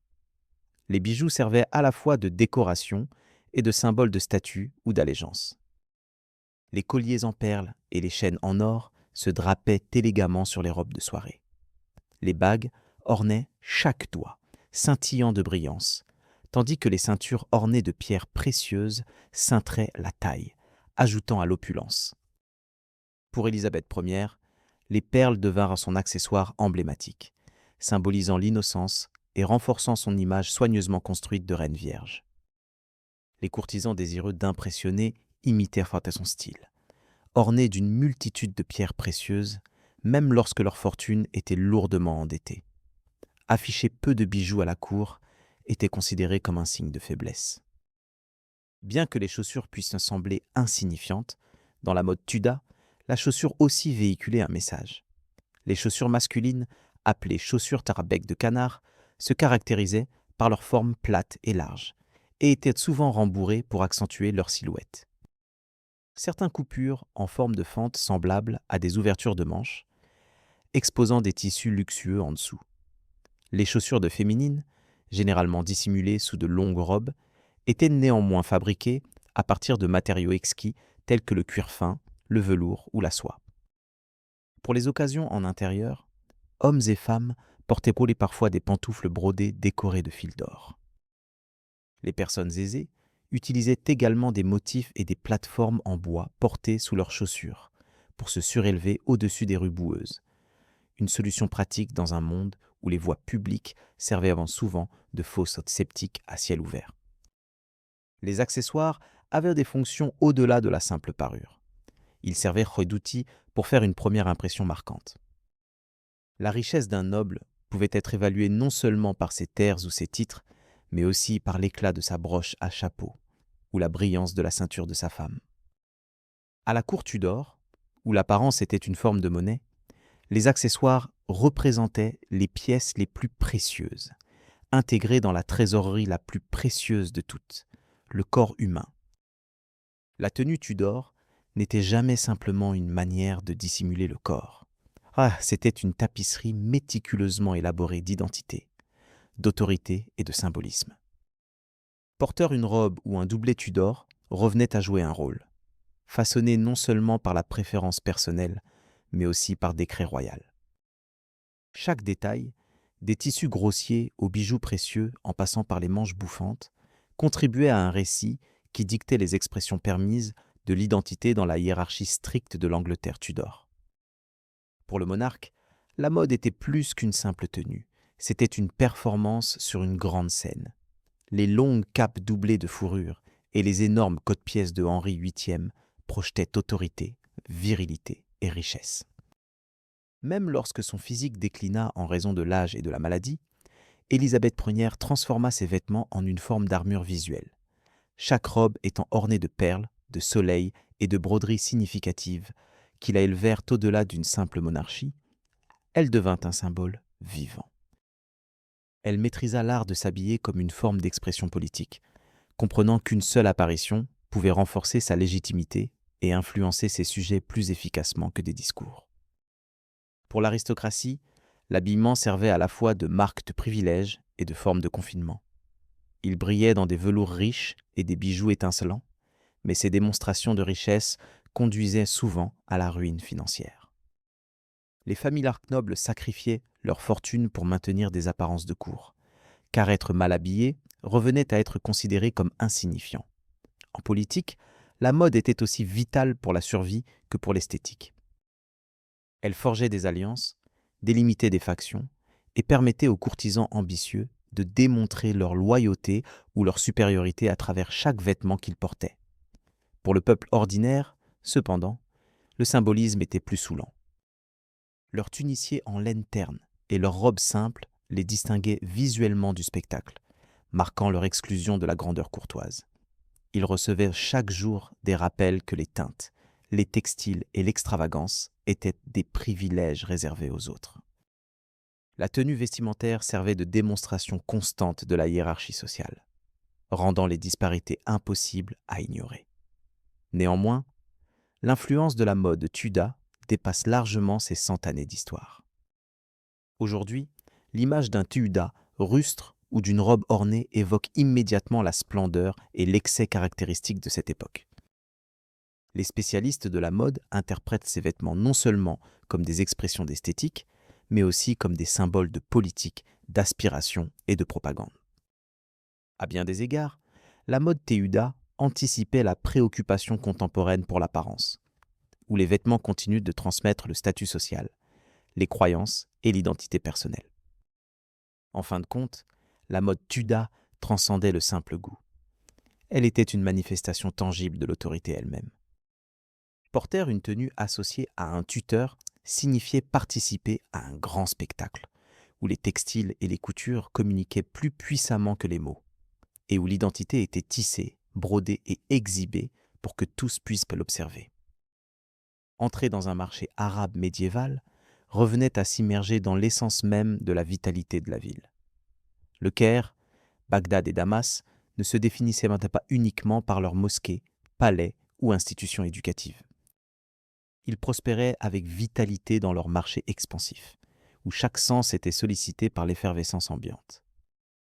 Le marché était bien plus qu'un simple centre commercial. Il servait de scène à la vie quotidienne, où la richesse s'accumulait, les réputations se forgeaient et les nouvelles circulaient plus vite que n'importe quel messager. Du matin jusqu'au soir, les rues fourmillaient d'activités. Des tentes et des abris en bois s'étendaient au-dessus, protégeant marchands et acheteurs du soleil brûlant, tandis que des ruelles étroites se tordaient et viraient dans des boucles apparemment infinies. L'atmosphère était riche en parfums, racontant l'histoire de leur empire. Arômes de safran et de cardamome d'Inde, d'encens d'Arabie, de musc d'Asie centrale, et le parfum constant de l'agneau rôti et du pain fraîchement cuit sortant des fours en terre cuite. Dans une ruelle, on pouvait entendre le coup précis d'un fondeur de cuivre façonnant un récipient.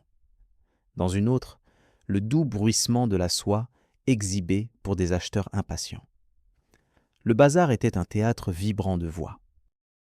Les marchands louèrent bruyamment les mérites de leurs marchandises, jurant sur leur honneur que leurs épices étaient plus parfumées, leurs textiles supérieurs et leurs prix plus raisonnables que ceux du vendeur voisin. La négociation n'était pas seulement attendue, elle était aussi considérée comme une tradition précieuse, une danse d'ingéniosité et de patience qui unissait acheteurs et vendeurs.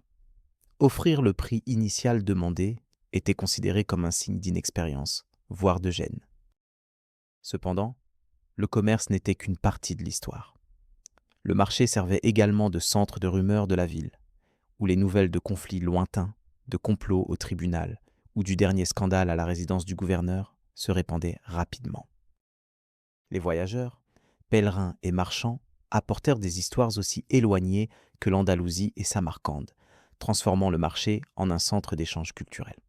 Ici, un érudit pouvait débattre de théologie à côté d'un étal de boucherie, tandis qu'un poète récitait des vers à un public captivé. Pour les habitants quotidiens, le bazar était le cœur de la vie communautaire. C'était l'endroit où un père choisissait la toile de dot d'une mariée, où une mère amenait ses enfants goûter de doux gâteaux au miel, et où les voisins échangèrent des nouvelles discrètes autour de tasses de café ou de thé fumante. Dans ces ruelles animées, l'identité de la ville était tissée non pas à travers la pierre ou le parchemin, mais par le commerce, la conversation et l'interaction humaine quotidienne.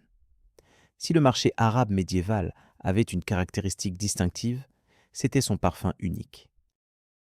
Se promener dans ces ruelles sinueuses signifiait être immergé dans une mosaïque d'arômes, chacun étant un fil reliant la ville à des terres lointaines au-delà de ses frontières. Les épices et les fragrances servaient à bien plus que de simples marchandises commerciales.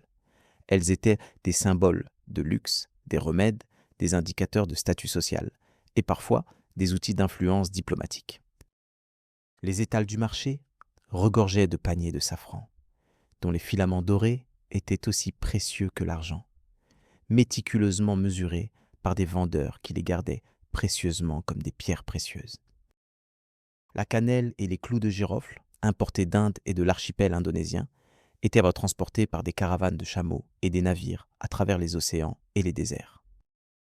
Le poivre noir, aujourd'hui omniprésent, était autrefois une épice rare et convoitée, très recherchée par les ménages aristocratiques. Des grappes de cardamome, de muscade et de gingembre étaient disposées en tas ordonnés, leurs arômes puissants emplissant l'air bien avant qu'un client n'entre dans la boutique. Les marchands de parfums apportaient une dimension supplémentaire à cette expérience multisensorielle.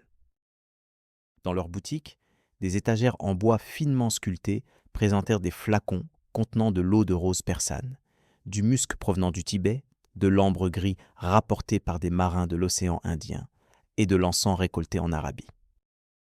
Les parfums servaient à bien plus qu'un simple usage décoratif. Ils revêtaient une importance considérable dans les cérémonies religieuses, les coutumes aristocratiques et les pratiques médicales. Les médecins les recommandaient pour aider à équilibrer les humeurs corporelles, tandis que les aristocrates utilisaient les fragrances pour signifier leur statut social. Le prophète Mahomet lui-même louait les vertus du parfum, et dans la culture islamique médiévale, le parfum était considéré comme un signe de pureté, de dévotion et de sophistication. Chaque achat était accompagné d'une démonstration. Les vendeurs encourageaient les clients à respirer profondément le safran piquant ou à appliquer une petite quantité d'huile sur leur peau. Ils prétendaient souvent que ces produits provenaient de régions lointaines telles que les montagnes du Yémen ou les navires du Gujarat, embellissant parfois les histoires. Car la narration était aussi essentielle que le produit sur le marché. Les clients négociaient non seulement le prix, mais aussi le prestige associé à l'achat. Ramener à la maison un sac de cannelle importé était autant une démonstration de richesse qu'un symbole de subsistance. Cependant, épices et parfums dépassaient la simple notion de luxe. Ils servaient de lien entre différents mondes. Chaque inhalation rappelait que le Caire, Bagdad et Damas n'étaient pas des centres urbains isolés, mais des carrefours essentiels de l'Empire. La sensation de l'extraordinaire évoquait des histoires de caravanes avançant à travers les déserts, de navires naviguant dans les courants de la mousson et de marchands établissant un vaste réseau s'étendant de la Chine à l'Andalousie. Dans cette économie aromatique, le bazar n'était pas confiné localement. Il avait une portée mondiale. Son atmosphère était imprégnée de l'essence de la moitié du monde. Alors que les épices contribuaient à l'odeur du marché, les textiles ajoutaient leur couleur vive. Les marchés du Caire, de Bagdad et de Damas brillaient par leurs expositions de tissus. Des rouleaux de soie scintillaient comme un liquide lumineux en mouvement. Des tapis se déroulèrent sur le sol, ressemblant à des jardins tissés, et des bobines de coton étaient disposées dans toutes les nuances imaginables.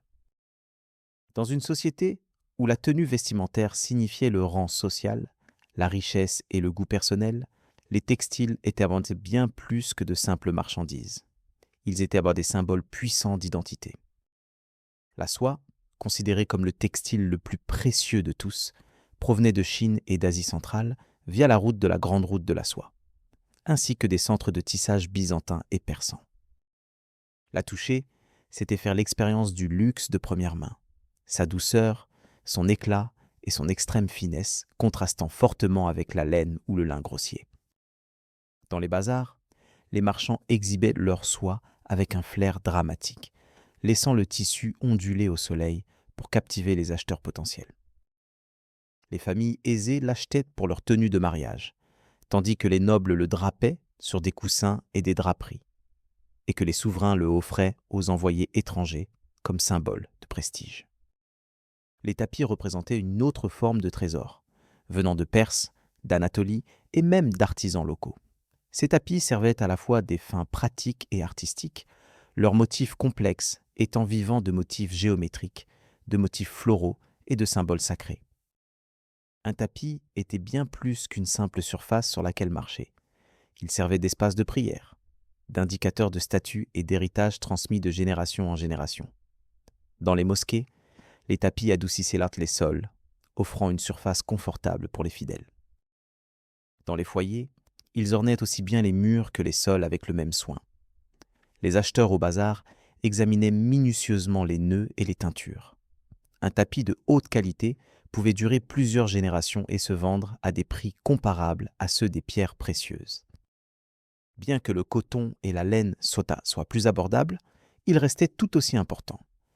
L'Égypte, notamment, exportait du coton de première qualité teint en bleu vif et en rouge.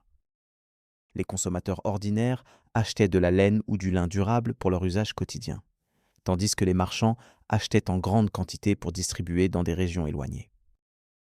Les étals de dyers remplissaient les ruelles de cuves, contenant de l'indigo, du madaraout et du safran, colorant les tissus de teintes saisissantes qui transformèrent le bazar en une célébration vivante de couleurs. Chaque commerce se déroulait avec un sens de cérémonie. Les acheteurs tiraient sur le tissu pour tester sa durabilité, le tenaient à la lumière pour en évaluer la qualité et s'engageaient toujours dans des négociations animées. Les vendeurs répondaient en revendiquant fièrement l'origine de leurs marchandises, nœuds, persans, teintures damascènes. Comprenant que la provenance était aussi importante que le tissu lui-même, se promener dans les étals de textiles ressemblait à une démonstration de richesse et d'ambition. Dans cet environnement, le tissu transcendait la simple matière. Il incarnait des souvenirs, un statut social et des connexions. Chaque fil reliait le marché au monde plus vaste, tissant la Chine, la Perse, l'Inde et la Méditerranée en une mosaïque vibrante et complexe. Si le marché médiéval éblouissait par sa splendeur visuelle et titillait les sens avec ses arômes, il submergeait aussi les oreilles. La place résonnait d'une symphonie de sons, d'un chœur continu qui fusionnait commerce, musique et narration en un battement de cœur de la vie urbaine. Entrer dans le bazar signifiait s'immerger dans un paysage sonore où chaque bruit avait une signification. Les voix les plus fortes appartenaient aux vendeurs, qui annonçaient leurs produits avec des cadences répétées, leurs cris conçus pour percer le vacarme environnant. Figues juteuses, dattes sucrées, les meilleures affaires du Caire résonnaient aux côtés du cri perçant du marchand d'épices, vantant le safran importé de terres lointaines. L'atmosphère était chargée de négociations. Acheteurs et vendeurs s'engageaient dans des disputes animées, chacun conscient que l'art de la négociation était une partie essentielle de l'accord. Les voix s'entrechoquaient et s'harmonisaient, les rires résonnaient, et une fois un accord conclu, il était souvent confirmé par une poignée de main et une bénédiction. Que Dieu vous accorde la prospérité. Cependant, le marché ne se concentrait pas uniquement sur le commerce. Entre les étals, des musiciens jouèrent de la lyre, de la flûte et du tambour, leurs mélodies flottant à travers la foule comme des fils invisibles. Certains étaient des artistes expérimentés, engagés par des propriétaires de cafés pour attirer les clients, tandis que d'autres étaient des ménestrels ambulants, survivant d'une pièce à l'autre. Leurs mélodies racontaient des histoires de héros, d'amants et de saints. Les rythmes des tambours de Dibouka et le grattement des instruments à cordes créaient une toile de fond musicale qui transformait le shopping en un spectacle vibrant. Les conteurs apportaient une dimension supplémentaire à cette scène animée. Dans les cours ombragées, ou près des entrées des mosquées, des hommes se rassemblaient autour des hakawati, des narrateurs qui racontaient des récits épiques tels que les aventures d'Antar, ou des histoires de la collection sans cesse croissante des 1001 nuits. Le public se penchait en avant, tandis que les voix fluctuaient, montant et descendant, ponctuées de soupirs, de rires ou d'applaudissements. Ces histoires servaient à bien plus que le simple divertissement. Elles transmettaient des enseignements moraux, préservaient le patrimoine culturel et délivraient des nouvelles de manière clandestine à travers la narration. Les sons des animaux ajoutaient à cette agitation animée. Des ânes, attachés ensemble, traînaient des sacs de grains, tandis que les chameaux gémissaient sous des charges de tapis, et les voix des vendeurs d'eau résonnèrent dans les rues. De l'eau froide, de l'eau fraîche. Les enfants se déplaçaient rapidement entre les étals, leurs rires et leurs cris résonnants, tandis que le bruit des forgerons et le grincement des menuisiers ajoutaient des sons métalliques aigus à cette atmosphère vivante. La scène sonore du marché n'était pas celle du désordre, mais celle d'une activité vibrante en mouvement. Chaque voix, chaque instrument et chaque appel d'animal contribuait à une grande symphonie harmonieuse. C'était un événement dynamique où commerce, artisanat et communauté s'entrelaçaient, rappelant que le bazar était plus qu'un simple marché, c'était le pouls même de la ville. Le marché médiéval arabe n'était pas simplement un centre économique, il fonctionnait également comme un centre politique. Sous les cris des marchands et l'arôme parfumé des épices, la machinerie invisible de la gouvernance, de la fiscalité et de la surveillance opérait en silence. Les souverains reconnaissaient que le contrôle du marché équivalait à la maîtrise de l'essence vitale de la ville. Chaque étal et chaque caravane passant par les portes étaient soumis à la taxation. Des officiers, nommés par le sultan ou les caïfes, surveillaient les marchés, veillant à ce que les prélèvements soient payés sur tout, du silk à la graine de sésame. Ces revenus soutenaient dans les armées, les mosquées et les projets d'infrastructures, faisant du bazar autant un trésor qu'un centre commercial. Le mutaz, également connu sous le nom d'inspecteur du marché, était une figure particulièrement intimidante. Sa responsabilité était de faire respecter un commerce équitable, de vérifier les poids et mesures des marchands et de punir les pratiques malhonnêtes. Si une balance de boucher était trouvée truquée, le MK Tazib avait le pouvoir de fermer la boutique ou même d'ordonner une flagellation. La justice était administrée de manière ouverte et rapide, afin d'assurer aux acheteurs que le marché était protégé contre l'exploitation. Cependant, au-delà de son rôle économique, le bazar servait de centre de manœuvre politique et d'activité clandestine. Ici, les rumeurs se répandaient plus rapidement que la monnaie. Les marchands échangeaient non seulement des marchandises, mais aussi des informations, nouvelles sur les opérations militaires, murmures à propos de scandales pris à la cour, et potins concernant la succession royale. Les souverains et les gouverneurs provinciaux infiltraient fréquemment des espions dans les marchés déguisés en acheteurs ordinaires pour surveiller les signes de trouble. Une plaisanterie désinvolte sur les taxes où un murmure de mécontentement à propos du souverain pouvait facilement atteindre le palais avant la tombée de la nuit. Le marché servait également de plateforme pour des démonstrations d'autorité. Des processions impliquant des rois ou des gouverneurs y commençaient ou y se terminaient fréquemment, rappelant leur présence à la population. Les proclamations officielles étaient annoncées publiquement sur la place centrale, garantissant la plus grande audience possible. Pendant les périodes difficiles, telles que la famine ou les conflits, les dirigeants pouvaient intervenir personnellement pour ordonner une répartition équitable des grains, conscients que le marché était l'arène la plus visible pour leurs directives. Parallèlement, le marché donnait du pouvoir aux citoyens ordinaires.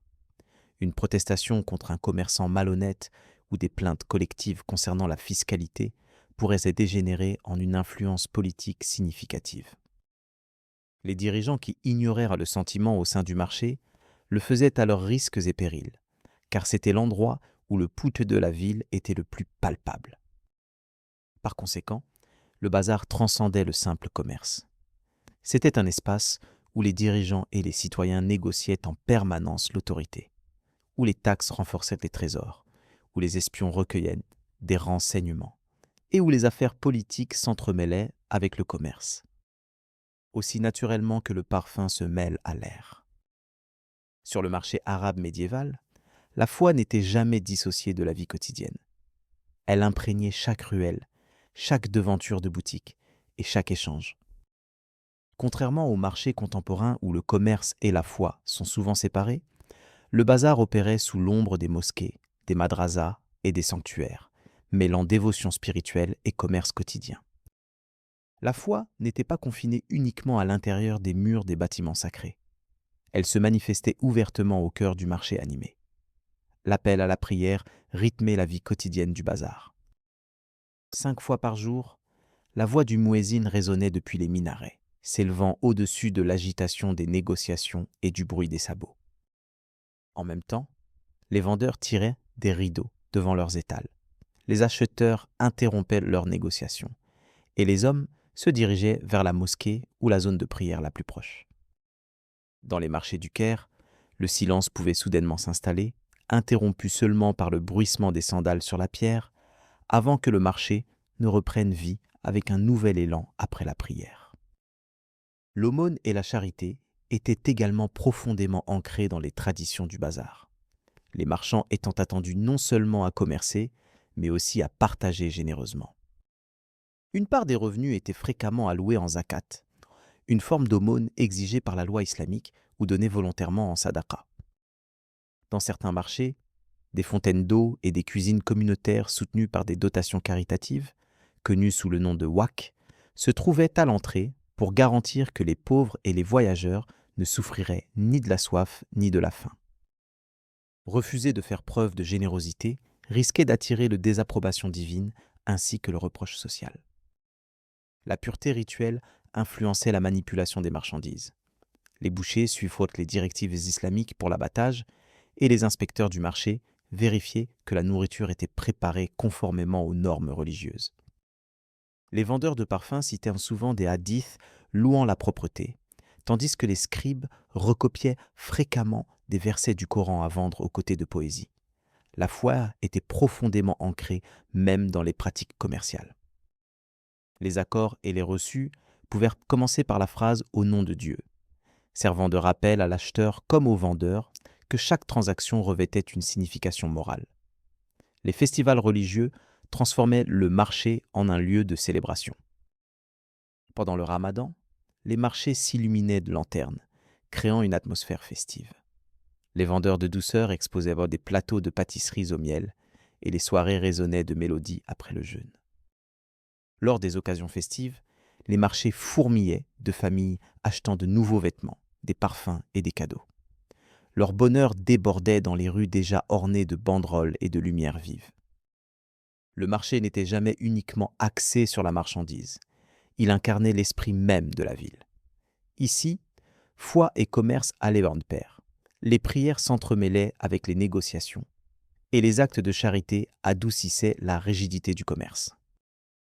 Dans le monde arabe médiéval, faire du shopping était aussi un acte public de dévotion, entourés de rituels partagés qui unissèrent la communauté et la foi. Le bazar arabe médiéval ne servait pas seulement de lieu d'achat et de vente, mais était aussi un creuset de culture. Peu d'autres endroits dans le monde rassemblaient une telle diversité de personnes, de langues et de coutumes en un seul espace. Le Caire, Bagdad et Damas occupaient en des positions stratégiques le long de grandes routes commerciales internationales, et leur marché reflétait cette connectivité mondiale. Se promener dans ces bazars signifiait rencontrer une diversité de peuples et de marchandises provenant de tout le monde connus en une seule après-midi. Il était courant de voir des marchands étrangers parmi la foule. Des commerçants persans vêtus de robes fluides exposaient des tapis et des œuvres en métal. Des vendeurs indiens déchargèrent des épices, des pierres précieuses et des textiles en coton. Des marchands grecs et italiens proposèrent de la verrerie, des vins et des tissus fins. Depuis les régions intérieures de l'Afrique, des commerçants apportaient de l'ivoire, de l'or et des personnes réduites en esclavage, tandis que des caravanes d'Asie centrale transportaient des chevaux, des fourrures et des oiseaux rares.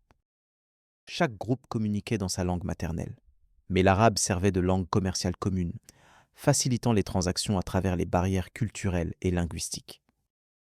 Le marché servait également de centre diplomatique officieux, où des envoyés et des ambassadeurs visitaient fréquemment pour observer la prospérité locale et évaluer le climat politique de la ville. Les transactions effectuées dans ces lieux pouvaient influencer des alliances, tandis que des désaccords pouvaient évoluer en crise politique. De cette manière, les bazars fonctionnaient comme des arènes diplomatiques informelles où la confiance et la suspicion s'entremêlaient aussi tangiblement que les parfums de cannelle et de musc. Cependant, l'échange culturel allait au-delà de la politique et du commerce. Il englobait également la diffusion du savoir. Dans les marchés de Bagdad, les libraires proposèrent des textes sur la philosophie, la médecine et l'astronomie, dont beaucoup étaient traduits du grec, du persan et du sanskrit en arabe. Les érudits et les marchands parcouraient ensemble ces étals, permettant aux idées de circuler aux côtés des marchandises. Un manuscrit mathématique pouvait être transporté de Bagdad à Damas par caravane, pour ensuite atteindre l'Andalousie et inspirer les savants de Cordoue. La bazar servait autant d'espace d'apprentissage que de centre commercial, où l'Orient et l'Occident convergeaient à travers l'encre et la soie. Les interactions quotidiennes favorisaient également une intégration culturelle subtile. Les cuisiniers exploraient des épices inconnues pour créer des recettes innovantes. Les artisans incorporaient des motifs issus de tissus importés dans leur création. Les poètes infusaient leur poésie de symboles et d'images exotiques. Même les ragots reflétaient cette influence cosmopolite. Alors que les contes des régions lointaines se mêlaient aux histoires locales, le marché arabe évolua au-delà d'un simple centre commercial. Il devint un carrefour de différents mondes. Dans cet espace vibrant, les cultures se heurtaient, se fusionnaient et s'influençaient mutuellement. Un acheteur médiéval, debout dans une ruelle animée remplie de marchandises et de voix venues de terres lointaines, aurait pu avoir l'impression que le monde entier était arrivé à sa porte. Bien qu'il s'agisse principalement d'un marché, le bazar servait aussi de lieu de divertissement et de centre d'interaction communautaire. Les visiteurs venaient non seulement pour acheter des épices, des soieries ou des tapis, mais aussi pour observer et être observés, pour profiter du divertissement et se sentir connectés au rythme de la vie urbaine. Le marché était le centre névralgique du monde arabe médiéval, fonctionnant comme un mélange de théâtre, de café et de places publiques. Les maisons de café et les stands de thé devinrent rapidement des lieux populaires pour la conversation et la socialisation. Les hommes s'y rassemblaient pour savourer des boissons chaudes, souvent sucrées avec du sucre ou infusées de cardamome, tout en discutant de poésie, de politique ou des dernières rumeurs du palais. Ces rassemblements mêlèrent souvent divertissement et diffusion de nouvelles. Un café était un lieu où l'on pouvait entendre parler d'un nouvel édit du sultan, écouter des récitations de poésie, ou même assister à des débats passionnés sur des questions théologiques. L'atmosphère animée s'étendait au-delà des limites de ces établissements jusque dans les rues. Les artistes de rue captivaient le public avec des acrobaties, des jongleries et des démonstrations de force. les charmeurs de serpents et les singes dressés attiraient des groupes d'enfants curieux et de passants, dont les rires résonnaient dans le tumulte du marché.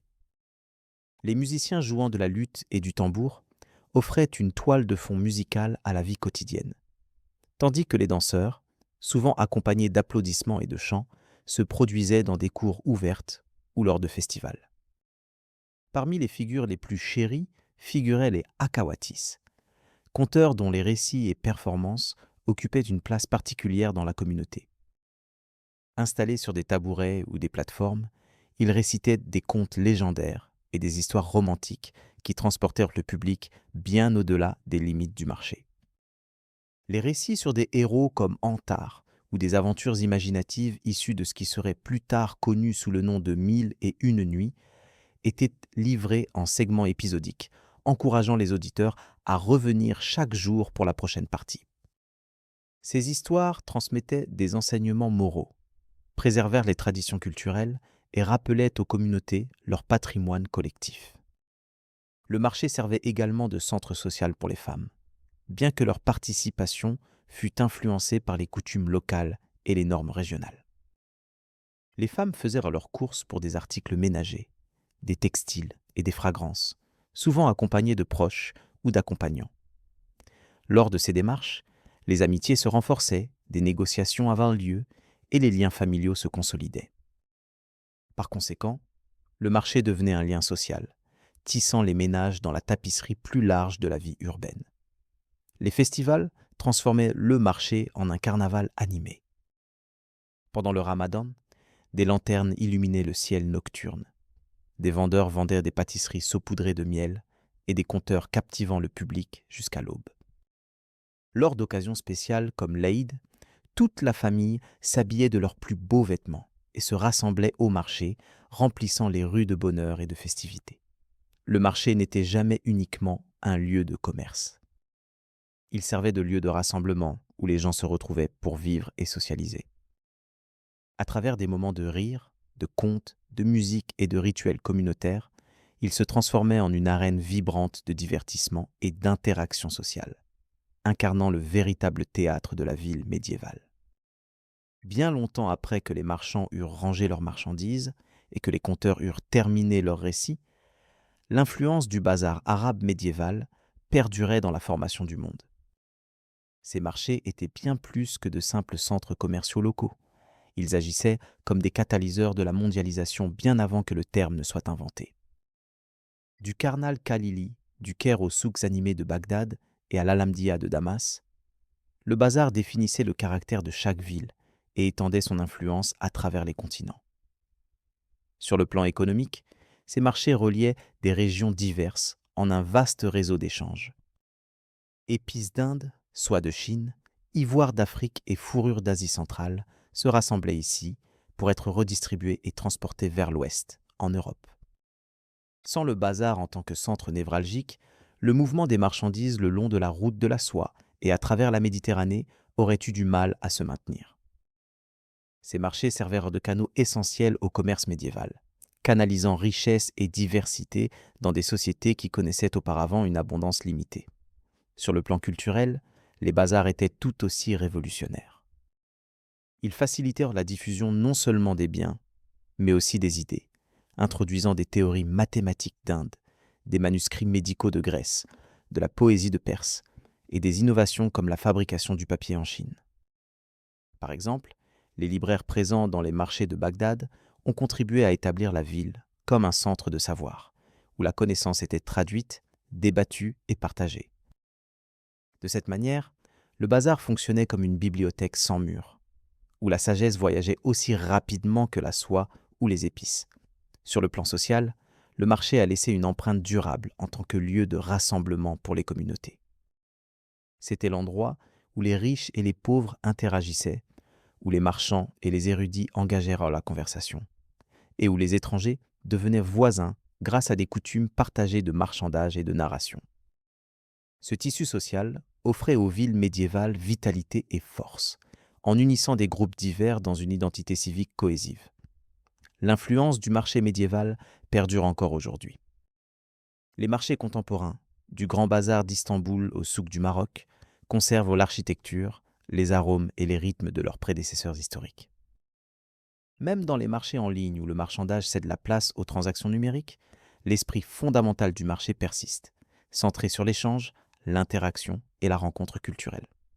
En fin de compte, le marché arabe médiéval n'a jamais été uniquement axé sur le commerce. Il servait de cœur vibrant à la vie urbaine, de nexus reliant les empires et de plateforme où se déroulaient activités quotidiennes, affaires politiques et expressions culturelles. Son influence durable nous rappelle que les marchés sont plus que de simples lieux d'achat et de vente. Ils fonctionnent comme des espaces où les civilisations convergent, innovent et perdurent tant qu'il y aura le fil du temps.